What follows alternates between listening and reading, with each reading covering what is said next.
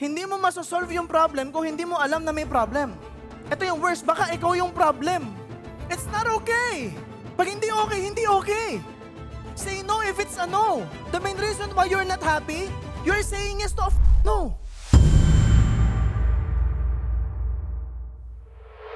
So what are the things that you should avoid doing? Number one, don't lie to yourself. That's the first one. You don't lie to yourself. Sa Tagalog, wag kupal. Hindi, wag mong lokohin sarili mo. Are you with me? Because a lot of us had been lying to ourselves over and over. What's the biggest lie? This is the biggest lie that I have been hearing with partnerships, with couples, with relationships, with leaders, with entrepreneurs, with businessmen, with employees, with everyone. The biggest lie. Number one, I'm okay. Pinakamalaking kasinungalingan. Kahit okay lang ako. Oo nga, halata nga eh. Kitang-kita, okay lang ako. Diba? Parang lalagyan mo pa ng background music eh, no? Okay lang. Right? So I'm okay. Here's the worst part. Okay lang. No. If you are not achieving your goals, it's not okay. Kung hindi mo makuha pangarap mo, anong okay? Hindi nga okay eh. Kaya nga nandito eh. So don't lie. Because the first step in solving a problem, for your notes, the first step in solving a problem is recognizing that there is one. The first step in solving a problem is recognizing that there is one. And maybe you are one.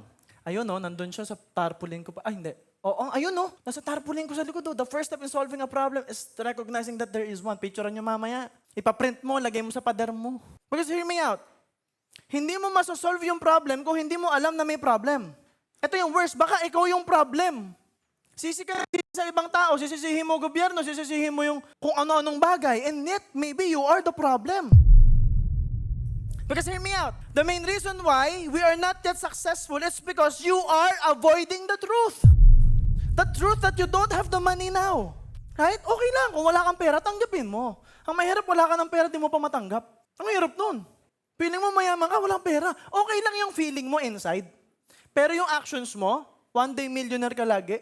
Kumita ka ng 100, ginastos mo 150. Saan nanggaling yung 50? Where does that come from? Yeah? Ang intense, no? Kailangan pala natin mag-upgrade ng aircon. So, we are avoiding the truth. Now, hear me out. Who among here are entrepreneurs and leaders? Come on. Okay. Ito yung sakit nyo. Let's be real. Hindi okay yung trabaho. Ano sabihin mo? Okay lang yan. Tapos ikaw gagawa. Tapos dadaing ka ngayon, pagod na ako. Ikaw yung gumawa ng hindi mo trabaho. Oo. Sino nakaka-relate? Yung totoo. Nagbubulangan sa tama talaga. Madami topic natin dito eh. It's happening, yeah? Right? Like, who among you here, leaders, who among you here, at some point, you felt disrespected by your team? Naramdaman mo, parang walang respeto to Right? Kasi mabait ako sa team ko. Pag disrespect, nangahag ako. Sino gusto mag-hug? Sa leeg, alam mo yun? Tapos hanggang hindi na nakakahinga, elevate the pit na. So bottom line guys, you felt disrespected, you didn't confront it. Dinibdib mo. Dala-dala mo pag-uwi.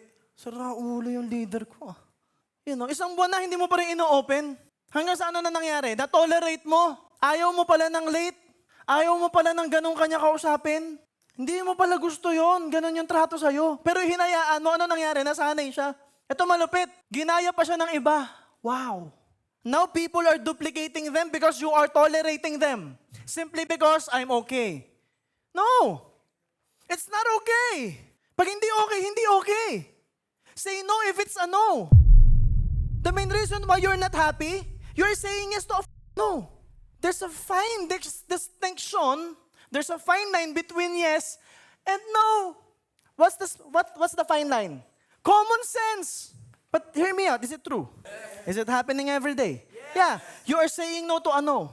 For your notes, only say yes if it's a yes to you. Like, I'm gonna give you an example of the okay lang situation. May magjowa dito. Wala. Yan. Magjowa. Uy, kayo. Halimbawa, Dinary. Right? The mother of the dragons is here. Dinary. The mother of the dragons. My dragons! Okay. Ito yes or no question lang. Nagpaalam si Adrian, magiinom daw. Payag hindi. Paano pag nagpumilit? Ayaw mo, right? So imagine, ayaw mo nun. Ayaw mo nun. But imagine, are there people or couples saying, sige, okay lang. Yeah? Right? What the would you do that? And no nga sa'yo. So ngayon, nag-inom siya. Oh. Tapos ang kasama, babae. Saan sila nagiinom? Sa harap na 7-Eleven. Right? So hear me out. Can negative things happen? Worse, pwede ba maghiwalay? Simply because you said yes to a no. Are you with me? Nagkakaintindihan na tayo. It's really important that you become honest. If it's a no to you, it's a no. Now hear me out. Hear me out. Bakit ito yung topic? Number one, we are saying yes to a lot of things na hindi naman makakatulong sa'yo. One example, ayaw mong mag-inom, bawal sa'yong mag-inom, inalok ka because people pleaser ka. Sino dito minsan yung ganon? Hindi makatanggi sa kaibigan. Hindi kasi ako makatanggi. Right? Hindi ka makatanggi? Ano yan, pag binigyan ka ng red horse, talagang wala na, parang nanghihina ka na. Sino dito yung kaya mong mag-no pag ayaw mo talaga? Dali naman eh. Sige na, inom ka na. Ayoko nga. Inom ka na, suntukin kita. Gusto mo? Gusto mo suntok? Ayoko din. Oh, yung pala eh. It's easy. You just have to have self-worth. You have to know your value. You have to have discipline.